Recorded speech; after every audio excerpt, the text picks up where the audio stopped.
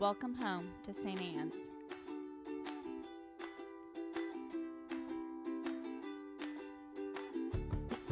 We want you to know that you're welcome to join us at 10 a.m. on Sundays.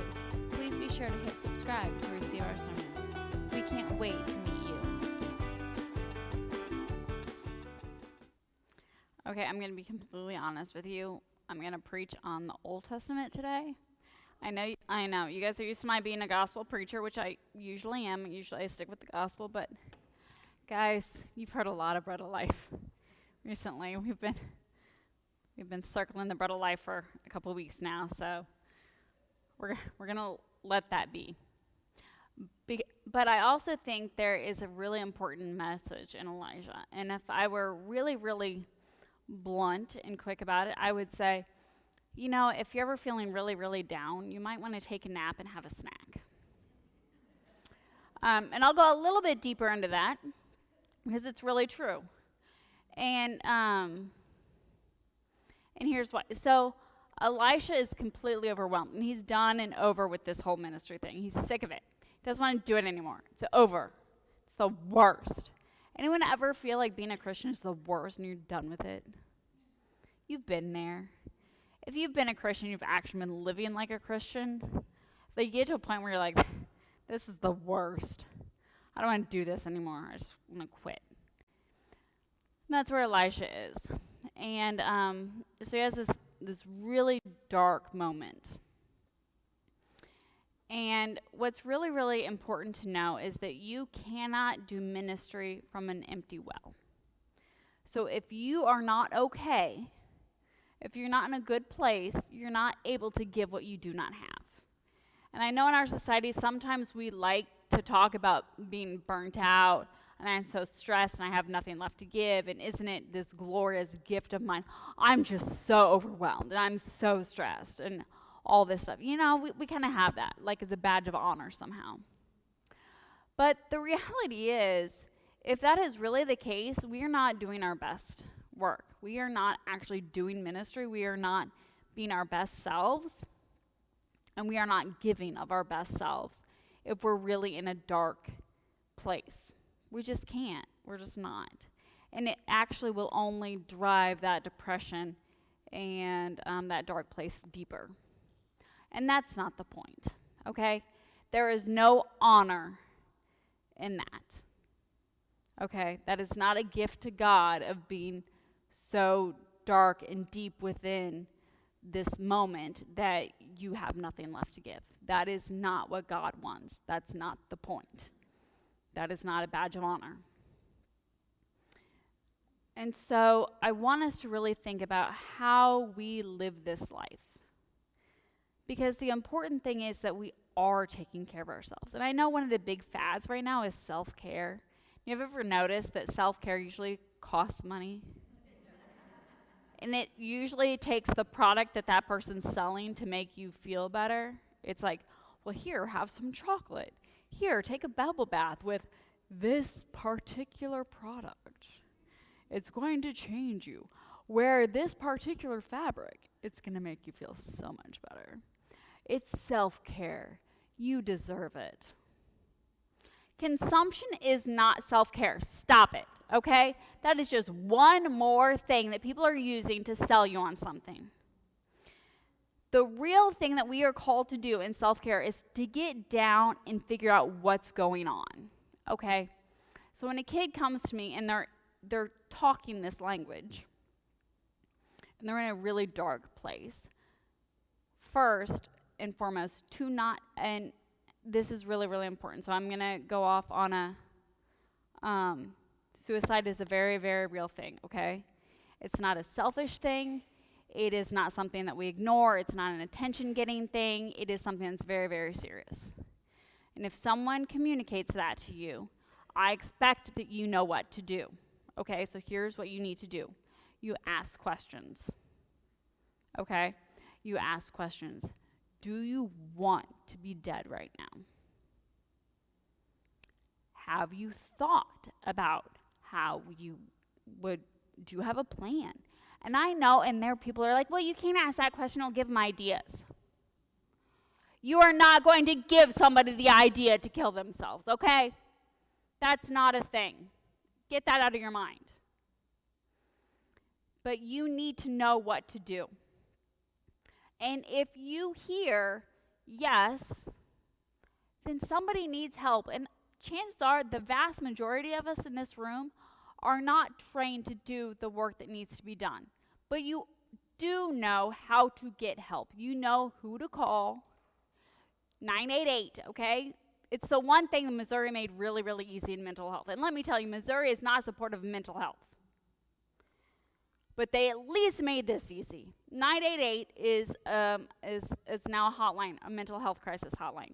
You can call them for anything. If somebody is in a moment, 988, okay? You don't have to remember the whole song. Do you remember years ago they came out with a song and you were like, you're supposed to remember like when and they're like, I ain't going to remember that. All you got to remember is 988. Okay? Get somebody help. Okay? So that's the first. I'm going to bracket that with that because that's very, very important knowledge that every single person knows. Because the vast majority of people who are in a mental health crisis do not recognize that they're in a mental health crisis. They don't go to the doctor and say, I'm in a mental health crisis. They say it to their friends. They say it to their family members. And they try and act like it's not that big a deal. And then you say things like, oh, you don't really feel that way. Oh, no, don't be absurd. Can we please not invalidate people? That is the worst thing to do to somebody in a crisis. Anyway, you need to know that information, so you have it. What is the number that you need to know? 988. Okay. If somebody's ever in a crisis, what do you say? 988. You help them, you validate, and you help. Okay. But to be honest, that's really not where Elijah is. Okay, but I think it's really, really important because sometimes it's so easy to invalidate that crisis. But I want us to talk about the vast majority of us, when we're in an overwhelmed, dark place, are not frequently in a place of like, I want to be dead. We're in a dark place and we're overwhelmed and we just want to call it quits. We're like, I'm over it, don't care. Okay, the thing that I say to kids is HALT. HALT. Are you hungry? Are you angry or anxious? Do you feel lonely? Are you tired? Those are all legitimate questions because they all mess with your brain. And if we're not taking care of ourselves, if we're not doing the things that we need to do, if we're not eating a healthy diet, if we're not addressing how we're feeling, if we're not taking care of ourselves socially and feeding ourselves socially, if we're not taking care of our bodies and getting the rest that we need and the activity that we need, that messes with your brain. It does, period. That's all there is to it. And we cannot do the things that you and I are called to do. We can't even function on a day-to-day basis, let alone do the ministry that you and I are called to do, which is hard work in this world. So again, are you hungry? How's your diet? Are you actually eating real food? And isn't it great that God's like, hey, maybe some water. Maybe this cake. Like maybe, and when God is handing out cake, it's not like the kind of cake that I like. It's not like chocolate cake, it's like bread. God is like, have you had some bread? Maybe some whole grains would be good. Water and whole grains. Are you hungry? Again, are you anxious or angry? Because if we're not dealing with our actual negative feelings, which we don't in our society, we say things like, well, I'll have some chocolate, or yours truly, I'll have some coffee. We all have our drug of choice, right? And don't pretend that it isn't what it is. It's your drug of choice. It's your panacea for like covering up your feelings. Instead of dealing with, am I anxious about something? Am I worried about something? Am I angry? Are my feelings hurt? Because remember, anger is an umbrella term for all sorts of negative emotions. Because it's safer to be mad than it is to feel like betrayed or hurt or sad or all those things, so we get pissed off instead, you know? Okay, so are we dealing with our own actual feelings? Is Elijah saying, okay, what's actually going on for me? What is going on in this moment? Do you feel lonely? Because here's the thing. I don't care if you think you're an introvert, extrovert, what you think you are. You need human connection. It is a must. You need human connection. We need people who are engaging with us, who are pushing us intellectually, emotionally, psychologically. We need that. Are you getting that? Or are you like Megan, you're just drowning with kids all the time, which is not the same. It's not the same.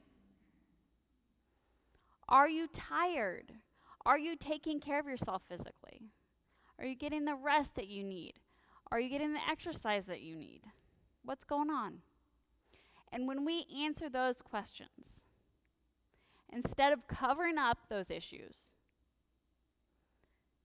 then God can say, okay, you're ready.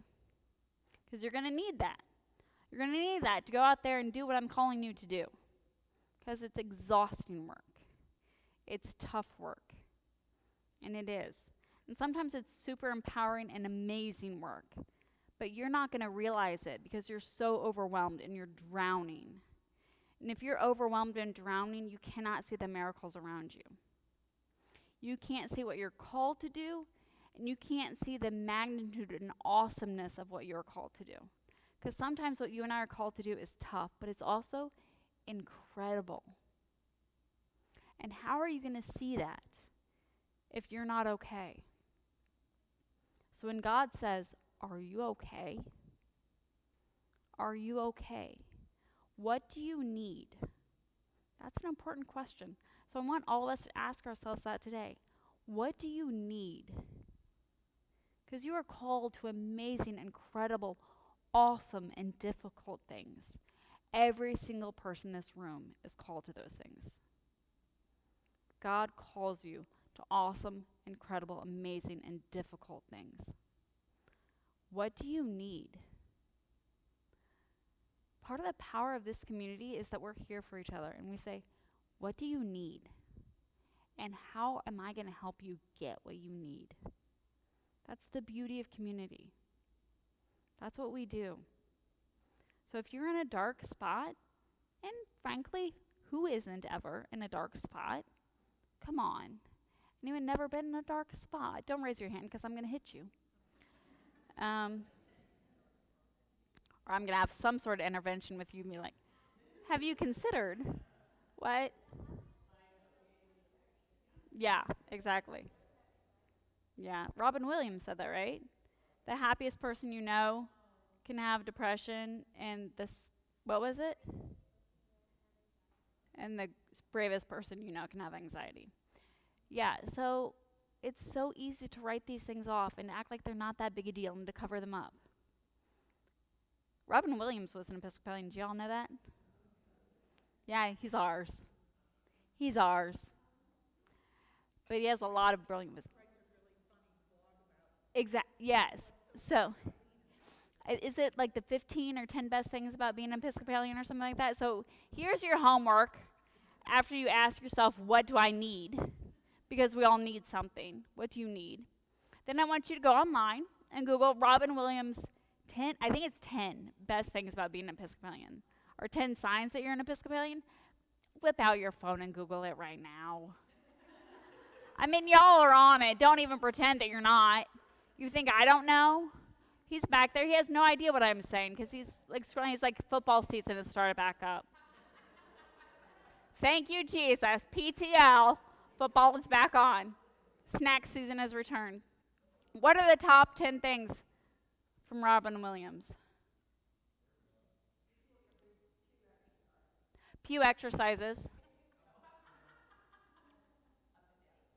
Oh, here we go. Oh, Emily is on it. Emily's on it. Okay. All right. Top 10 reasons to be an Episcopalian. You guys ready? No snake handling. You can believe in dinosaurs. Male and female, God created them. Male and female, we ordain them. You don't have to check your brains at the door. Pew aerobics. The church year is color-coded. Free wine on Sunday. All of the pageantry, none of the guilt. You don't have to know how to swim to get baptized.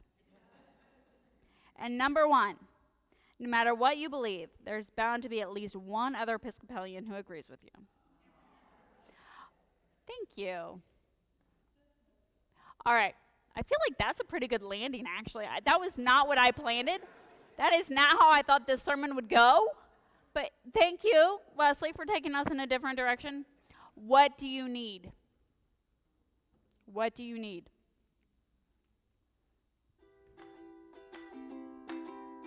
We want you to know that you're welcome to join us at 10 a.m. on Sundays. Please be sure to hit subscribe to receive our sermons. We can't wait to meet you.